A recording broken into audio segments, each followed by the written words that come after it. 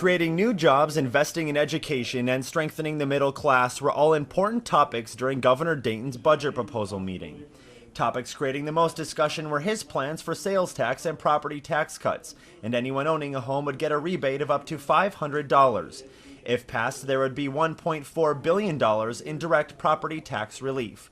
It would be the largest rate reduction in U.S. history. I think the controversy in this budget is taking that structural look at the budget and resolving once and for all that we spend no more than we raise. And that means making some hard choices, looking at some reductions, but looking at what are the investments that are needed going forward and what are the revenues necessary to do that. By revenues, Showalter is referring to increases in sales taxes.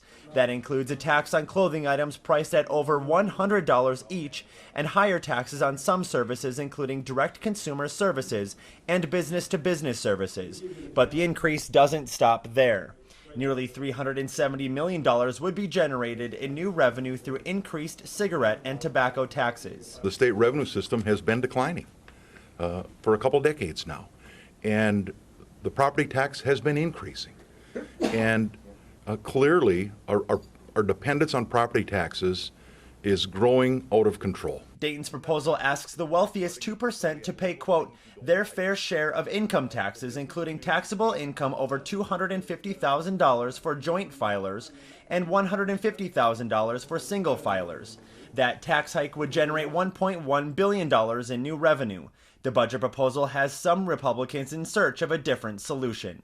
So we've got a $1.1 billion deficit. I expect to see $550 million in reductions and a $550 million in new revenue. What we've seen today, that the governor's balanced approach is $225 million in cuts and $3.7 billion in new taxes. DFL lawmakers also weighed in. Representative Mary Murphy says the budget will provide property tax relief, investments in our children, and additional aid to local governments. Representative Eric Simonson agrees with the basic premise of Governor Dayton's budget proposal, saying he often hears from his constituents about the need to fund education, provide living wage jobs, and work to reduce reliance on local property taxes. In St. Paul, Justin Rice for KBJR 6 and Range 11.